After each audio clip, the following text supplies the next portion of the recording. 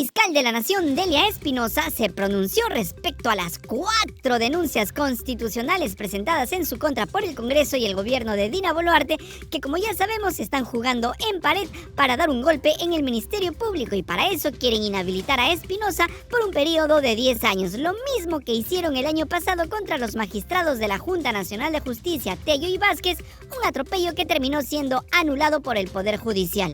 En una entrevista con RPP, Espinosa afirmó no tener miedo a ser destituida y expresó su preocupación por la falta de fundamentos jurídicos en dichas denuncias. Declaró: miedo no, solamente preocupación de que no se sustenten las verdaderas razones jurídicas. Esa sí es mi preocupación, pero miedo, ¿por qué? No se me debe destituir. Es más, todas las denuncias que están contra mí, que están en etapa de calificación, deben ser declaradas improcedentes porque estoy segura que mis decisiones han sido ajustadas a derecho. La fiscal de la Nación enfatizó que su labor se centra en perseguir delitos sin importar colores políticos o nombres específicos. Destacó que ha presentado 24 denuncias constitucionales contra congresistas, que ahí es donde está el problema, y que además investiga a la presidenta Boluarte, también ahí está el problema, por casos como Rolex, cirugías, cofre y las 50 muertes ocurridas durante las protestas. Respecto a la reciente restitución de la detención preliminar en casos de no flagrancia, Espinosa señaló que, tras estar 3 meses sin poder utilizar esta herramienta, se realizará un control de daños. En buen cristiano, la fiscal dijo que ahora tienen que arreglar el cagadón que se metió este Congreso de pacotilla con la complicidad de este mamarracho de gobierno. Delia Espinosa manifestó su preocupación por casos sensibles, como violaciones a menores, donde la falta de esta medida impidió la detención oportuna de los agresores. Señaló que durante un periodo de 3 a 4 meses se registraron violaciones y actos de corrupción en los que era necesario recurrir a esa herramienta específica. Destacó que uno de los casos más sensibles para la población ha sido el de las violaciones de menores, en las que tras las sesiones en la Cámara Gesell, los niños lograron identificar a sus agresores, pero las autoridades no pudieron proceder con su detención. Por otro lado, Espinosa confirmó que Dina Boluarte tiene 34 denuncias en su contra, presentadas en su mayoría por ciudadanos peruanos. Negó que exista acoso político o que se pretenda dar un golpe de estado blando o blanco, como asegura este gobierno. La Sala Penal Especial de la Corte Suprema del Poder Judicial condenó a Daniel Salaverry, fujimorista reconvertido a expresidente del Congreso y ex candidato presidencial, a 8 años de prisión efectiva y 5 años de inhabilitación para ejercer cargos públicos. ¿Y por qué? Pues porque lo halló culpable del delito de peculado doloso. ¿Y qué es peculado? Pues en sencillo, como para que lo entienda hasta un fujitrol o cabero, es cuando un funcionario se apropia o usa ilegalmente los bienes y recursos del Estado que recibe o administra.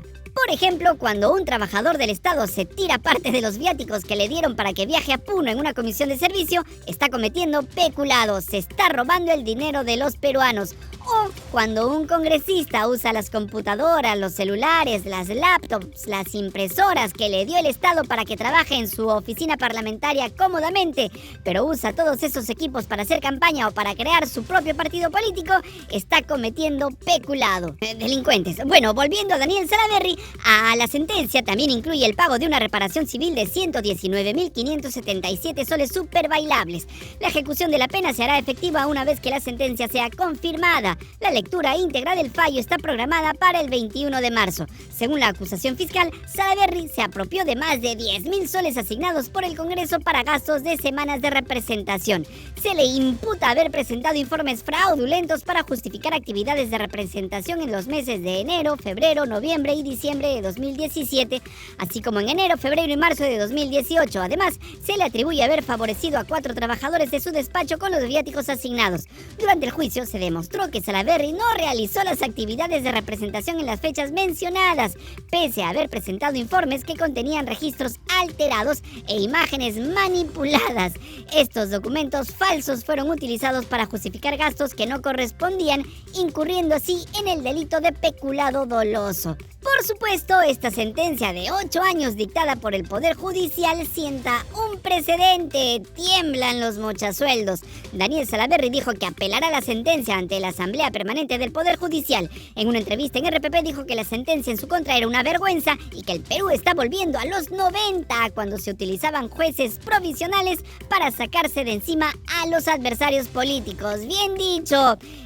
Caray, de regreso a los 90. ¿Y quién gobernaba en los 90? A ver, ahorita me acuerdo. Cierto, la dictadura fujimorista. ¿Quién fue fujimorista? Daniel Salaverry. No más preguntas, señor juez. El ilustre Congreso de la República ha decidido en su infinita sabiduría que las organizaciones no gubernamentales, las ONG, necesitan una supervisión más, digamos, cercana. Con 81 votos a favor, nuestros honorables legisladores, liderados por el siempre vigilante fujimorismo y sus fieles escuderos de diversas bancadas, aprobaron una ley que sin duda hará que las ONG piensen 2 veces antes de intentar cualquier travesura como, no sé, defender derechos humanos o promover la transparencia. ¿Quieres defender a alguien que ha sido víctima de los abusos o excesos que comete el Estado? Eso está prohibido, ONG, y te cierro por rojete y terruca a ese nivel. La Agencia Peruana de Cooperación Internacional, APSI, esa entidad que se encarga de gestionar y supervisar la cooperación que recibe el Perú, será empoderada para fiscalizar con lupa cada centavo que las ONG reciben del extranjero. Porque claro, no vaya a ser que ese dinero se use para cosas tan subversivas como financiar plantones, movilizaciones o peor aún, asesorar acciones legales contra el Estado. ¡Qué osadía! Pero no nos detengamos ahí. Si alguna ONG osa financiar actividades que, según criterios vagamente definidos, atenten contra el orden público o la seguridad ciudadana, prepárense para enfrentar multas de hasta 500 UIT o, en el mejor de los casos, la cancelación de su inscripción. Porque ya sabemos que nada dice libertad de asociación como una buena amenaza de cierre. Pero más allá del evidente objetivo del Congreso de atacar a las ONG que defienden y promueven causas sociales que le espantan al fujimorismo y a toda la derecha bruta, chorada y manganzona, como la defensa de los derechos humanos, el medio ambiente, derechos sexuales y reproductivos, derecho a la información, entre otros, es que ayer, poco antes de la votación en el Pleno, metieron de contrabando un nuevo artículo que no estaba en el proyecto original y que considera como infracción muy grave utilizar los recursos para asesorar, asistir o financiar de cualquier forma o modalidad acciones administrativas, judiciales o de otra naturaleza en instancias nacionales o internacionales contra el Estado peruano. Eso quiere decir que las ONG no podrán asesorar o defender jurídicamente, por ejemplo, a los deudos y a las víctimas de las matanzas cometidas por policías y militares durante este gobierno, ni en el país ni en cortes internacionales. Otro ejemplo, las mujeres víctimas de esterilizaciones forzadas no podrán ser defendidas a nivel nacional ni internacional por organizaciones que se han hecho cargo de sus casos sin cobrarles un sol. Por eso y mucho más es que el fujimorismo fue el principal impulsor de esta ley que, tal como lo advierte el abogado Carlos Rivera del Instituto de Defensa Legal IDL, es lo más inconstitucional que se ha promulgado desde las leyes de amnistía para violadores de derechos humanos de 1995.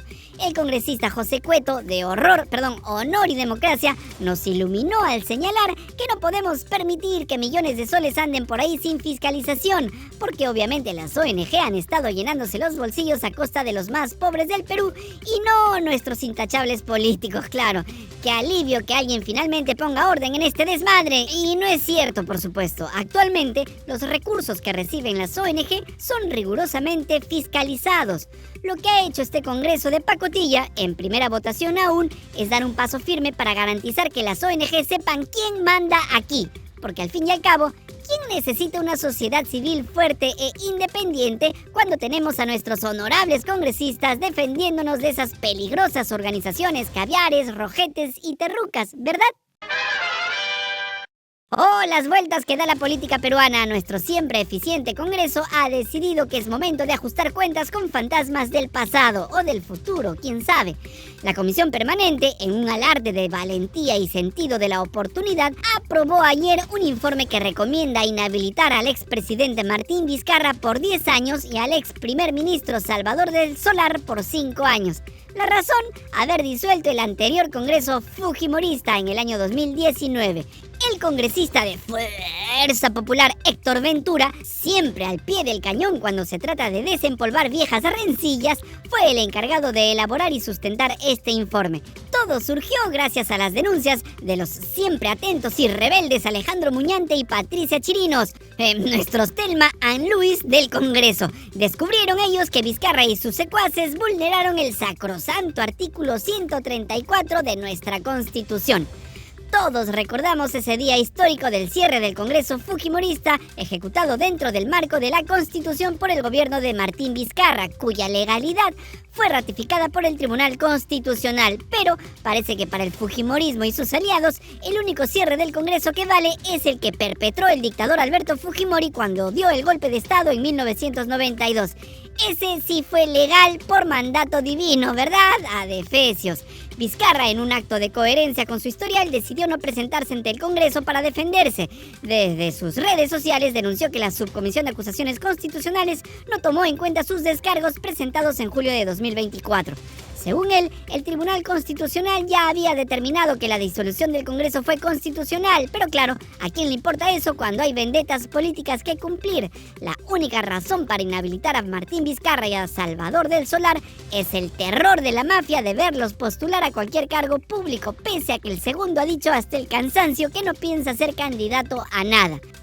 Pero el pacto mafioso no quiere correr ningún riesgo. No vaya a ser que Don Panta se anime a último momento y les dé una diarrea mortal a los fujimoristas, o peor aún, les arruine la fiesta de unas elecciones donde solo podrán postular los que a ellos les dé la gana.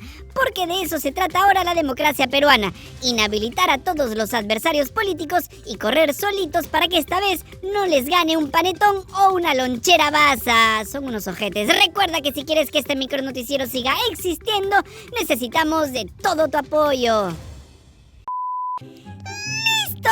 Si te gustó este mamarracho de programa que te quiere con todo el alma, sigue yapeando y plineando, que es lo único que nos mantiene con vida. Ya deja de ser pingüino, mójate, miserable, no seas amarrete, te desprecio.